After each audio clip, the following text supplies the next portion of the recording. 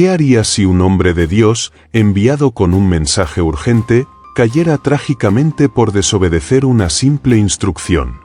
El capítulo 13 del primer libro de Reyes nos ofrece una historia profundamente intrigante y con lecciones espirituales muy serias. A primera vista, puede parecer extraña e incluso inquietante. En este pasaje, se relata la travesía de un hombre de Dios enviado desde Judá a Betel con un mensaje urgente para Jeroboam, el rey de Israel. Este hombre de Dios, sin nombre en las Escrituras, tenía una misión clara de parte del Señor: profetizar en contra de las prácticas idólatras que Jeroboam había instituido. Sin embargo, a pesar de haber recibido instrucciones claras de Dios, terminó desobedeciendo y enfrentó un trágico desenlace que lo alejó para siempre de su tierra y su hogar. Muchas personas que se encuentran con esta historia se sienten desconcertadas y llegan a cuestionar la justicia divina al considerar el destino de este profeta. Pero el hecho de que Dios incluya una narrativa tan sombría en su palabra nos sugiere que hay lecciones profundas que aprender.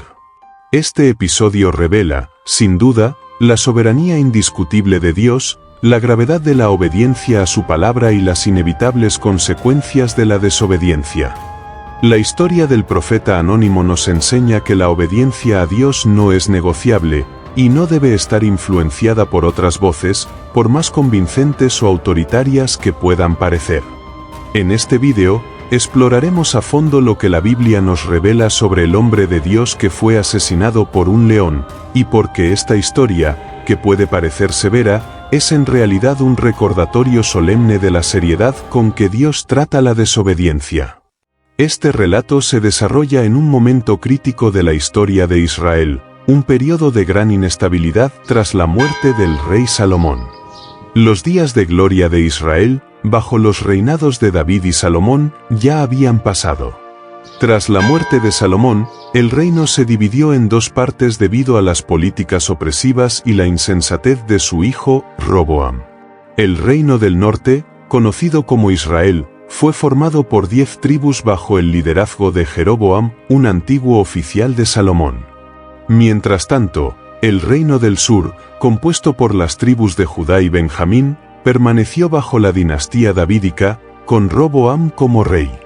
Esta división marcó el comienzo de un periodo de conflicto tanto político como espiritual, con ambos reinos enfrentándose entre sí. Aunque Jeroboam fue permitido por Dios para dividir políticamente el reino como parte de su juicio sobre la casa de Salomón, no se le permitió alterar la adoración del pueblo de Israel. Sin embargo, temeroso de perder el control sobre su reino, Jeroboam cometió el grave error de apartar a la gente de la adoración en el templo de Jerusalén. Para evitar que los israelitas del norte acudieran a Jerusalén, estableció centros de adoración en Betel y Dan, introduciendo becerros de oro como objetos de culto y creando un sacerdocio alternativo. Las acciones de Jeroboam no solo desviaron al pueblo de Israel de la verdadera adoración al Señor, tal como estaba establecido en la ley de Moisés, sino que también representaron un rechazo directo a la soberanía de Dios y a su elección de Jerusalén como el lugar donde habitaría su presencia. Al erigir estos altares y cambiar el sistema de adoración, Jeroboam se estaba rebelando contra el plan divino. Esto hizo que su reino cayera rápidamente en la idolatría y en un estado de apostasía, alejándose más y más de la voluntad de Dios. Betel, uno de los lugares donde Jeroboam estableció un altar idólatra, es significativo en las Escrituras. Su nombre significa casa de Dios, y fue en este lugar donde Jacob tuvo su famosa visión de una escalera que conectaba el cielo con la tierra, un encuentro que marcó a Betel como un lugar de revelación divina. La elección de Jeroboam para hacer de Betel un centro de adoración pagana es profundamente irónica.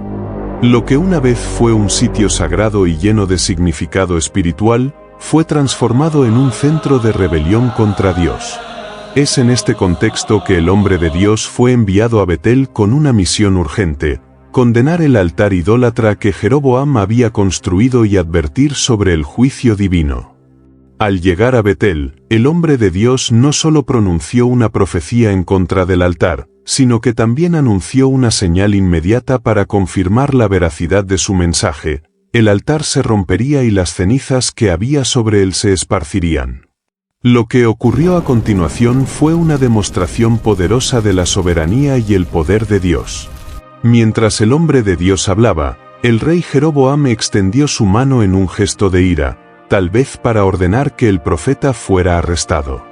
Pero de inmediato, la mano del rey se secó, quedando inmovilizada. Este milagro fue una advertencia clara de que Dios no toleraría la idolatría ni la rebelión.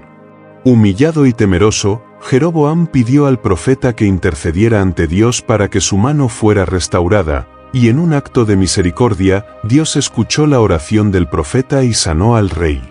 Este evento resaltó no solo el poder de Dios, sino también su misericordia. A pesar de la rebelión de Jeroboam, Dios mostró compasión al restaurar su mano, dando al rey una oportunidad de arrepentimiento. Sin embargo, aunque Jeroboam fue testigo de este milagro, no abandonó su idolatría, lo que finalmente llevó al colapso espiritual de su reino. El hombre de Dios, después de cumplir con éxito su misión, se enfrentó a una prueba personal. Dios le había ordenado que no comiera ni bebiera en Betel y que regresara a Judá por un camino diferente al que había llegado. Inicialmente, el profeta obedeció estas instrucciones con determinación, incluso rechazando la invitación del rey Jeroboam para unirse a él en su palacio.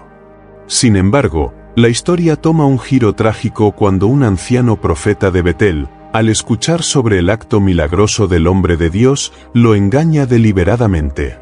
El anciano profeta, afirmando falsamente haber recibido una nueva revelación de parte de Dios a través de un ángel, convenció al hombre de Dios de regresar a Betel y compartir una comida con él. El profeta de Judá, aunque había sido claramente advertido por Dios, cedió ante el engaño y desobedeció las órdenes divinas. La consecuencia de su desobediencia fue inmediata y severa. Mientras regresaba a Judá, el hombre de Dios fue atacado y asesinado por un león en el camino. Sin embargo, en un detalle curioso y sobrenatural, el león no devoró ni al profeta ni a su asno, sino que permaneció junto a ellos, como un testimonio visible del juicio de Dios. Este incidente dejó claro que su muerte no fue una simple coincidencia, sino un acto de juicio divino. El anciano profeta de Betel, al enterarse de la muerte del hombre de Dios, lo enterró en su propia tumba, reconociendo que su mensaje había sido verdaderamente de parte del Señor. Aunque el profeta de Judá había fallado en su obediencia, la veracidad de su mensaje permaneció intacta, y su trágico fin sirvió como una advertencia visible para todos. Esta historia plantea preguntas que quizás no tienen respuestas fáciles. ¿Por qué Dios permitió que el profeta de Judá fuera engañado? ¿Por qué el anciano profeta, quien engañó deliberadamente, no fue castigado de inmediato? La Biblia no siempre ofrece respuestas a todas nuestras preguntas, pero lo que está claro es la lección central: la obediencia a Dios es algo serio, y las consecuencias de desobedecer su palabra son reales y severas. Este episodio también nos recuerda la fragilidad humana y nuestra tendencia a ser fácilmente engañados. A pesar de ser un hombre de Dios, el profeta de Judá fue vulnerable a la influencia externa, lo que subraya la necesidad constante de discernimiento espiritual y dependencia del Señor. La desobediencia del hombre de Dios, aunque momentánea, tuvo consecuencias permanentes, y su historia nos sirve como una advertencia sobre el peligro de desviarnos de las instrucciones divinas. En conclusión, la historia del hombre de Dios asesinado por un león es una llamada a reflexionar sobre nuestra propia fidelidad a Dios. Nos enseña que, independientemente de nuestra posición o experiencia, todos somos susceptibles a la desobediencia y al engaño. Es solo a través de una obediencia inquebrantable y una confianza constante en Dios que podemos resistir las tentaciones y permanecer fieles a su palabra. Si te ha sorprendido esta historia de coraje, fe y milagros, imagina cuántas más quedan por descubrir. No olvides suscribirte a nuestro canal, activar las notificaciones, dar me gusta y compartir para que más personas puedan unirse a este viaje de fe y descubrimiento.